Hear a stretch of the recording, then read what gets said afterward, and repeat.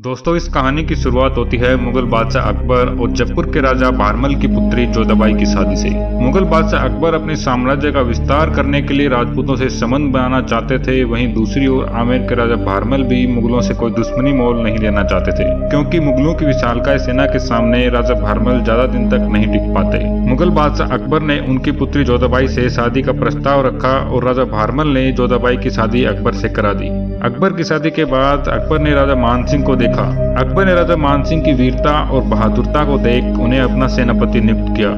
राजा मानसिंह मुगलों की तरफ से जहां भी लड़ने जाते वहीं मुगलों के परचम का झंडा लहरा कर आते थे।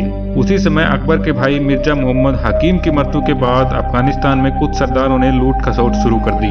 इन कबीलों में एक यूसुफजाई कबीला भी था, जिसे युद्ध करने अकबर ने बीरबल को भेजा, परंतु बीरबल युद्ध में मारा गया। ऐसे में हालातों पर काबू पाने के लिए और बीरबल की मृत्यु का बदला लेने के लिए अकबर ने राजा मानसिंह को काबुल भेजा। जब राजा मानसिंह काबुल युद्ध करने पहुंचे तो काबुल में 5 कबीले थे।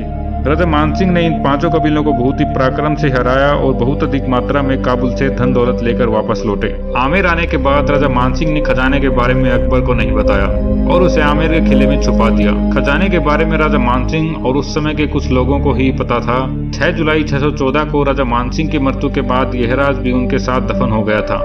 लेकिन कुछ सालों बाद एक किताब सामने आई जिसका नाम था हस्तलिस्मी अम्बेर। इस किताब में बहुत सारे रहस्य मिले थे, जिसमें एक रहस्य था आमेर का खजाना। यह वही खजाना था जो राजा मानसिंह काबुल से लूट कर लाए थे। खजाने का जिक्र सुनते ही मुगलों ने इसे ढूंढना शुरू कर दिया और बाद में अंग्रेजों ने भी इसे बहुत बार ढूंढने की कोशिश की। धीरे धीरे 1947 आती है और अंग्रेजों का शासन भी खत्म हो जाता है और भारत आजाद हो जाता है।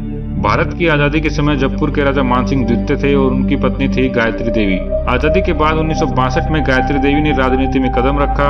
गायत्री देवी ने चक्रवर्ती राजगोपालचारी की स्वतंत्र पार्टी के टिकट से जयपुर से लोकसभा का चुनाव लड़ा। इस चुनाव में गायत्री देवी ने कांग्रेस की शारदा देवी को बहुत ही भारी वोटों के अंतर से हराया। गायत्री देवी ने 2,46,516 वोटों में से 1,92,909 वोट पाकर इतिहास रच दिया था। यह उस समय की सबसे बड़ी जीत थी, जिसके कारण उनका नाम गिनीज वर्ल्ड रिकॉर्ड में भी शामिल किया गया। दोस्तों, कहा जाता है कि संसद में एक बार जवाहरलाल नेहरू और गायत्री देवी के बीच भारत चीन रिश्तों को लेकर बहस हुई थी।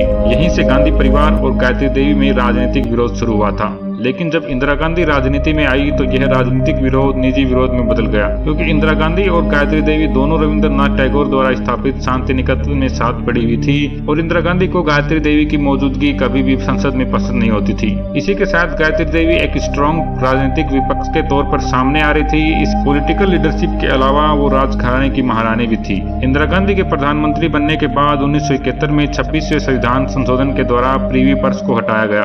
दोस्तों, हम आपको बताते हैं कि प्रीवी पर्स राजघराने को मिलने वाला सालाना भत्ता था, जो उन्हें जीवन यापन करने के लिए दिया जाता था। गणतंत्र भारत बनने के बाद सभी राजघरानों ने अपना शासन भारत सरकार के हाथों में सौंप दिया और बदले में एक संधि के तहत उन्हें जीवन यापन करने के लिए प्रीवी पर्स दिया जाता था। 26वें संशोधन के बाद राजघराने को मिलने वाले सभी भत्ते बंद कर दिए गए थे। 25 जून 1975 को राजनीतिक कारणों के चलते इंदिरा गांधी ने पूरे देश में इमरजेंसी लागू कर दी थी और देश के सभी बड़े बड़े नेताओं को जेल में बंद कर दिया गया था। गायत्री देवी को भी आंतरिक सुरक्षा अधिनियम के तहत 6 महीनों के लिए तिहाड़ जेल भेज दिया गया था। इमरजेंसी के दौरान हस्तलिस्मी किताब की बातें एक बार फिर से चर्चा में आई और इंदिरा गांधी के कानों तक पहुंची। इधर गायत्री देवी के जेल में होने के कारण इंदिरा गांधी के पास अच्छा मौका था कि वे जयपुर के किले में खजाना ढूंढ सकें। 10 जून 1976 को इमरजेंसी के करीब 1 साल बाद जयगढ़ किले में इंदिरा गांधी के आदेश पर इनकम टैक्स, पुलिस और आर्मी की टीम पहुंचती है। इन सभी टीमों ने जयगढ़ किले में खुदाई शुरू कर खजाना ढूंढना शुरू कर दिया। लेकिन दोस्तों, यह सवाल उठता है कि किताब के अनुसार खजाना आमेर में था, तो फिर जयगढ़ किले की खुदाई क्यों की जा रही थी? कुछ इतिहासकारों का मानना है कि 1592 में बने आमेर फोर्ट और 1726 में बने जयगढ़ फोर्ट एक सुरंग से जुड़े थे। ऐसा कहा जाता है कि तलाशी तो जयगढ़ फोर्ट की ली जा रही थी, परंतु वास्तव में आमेर का खजाना ही खोज रहे थे। उस समय इमरजेंसी के कारण किले के आसपास किसी भी आदमी को जाने की अनुमति नहीं थी। इस कारण किसी को भी यह पता नहीं चल पाया कि आखिरकार वहाँ हो क्या रहा था।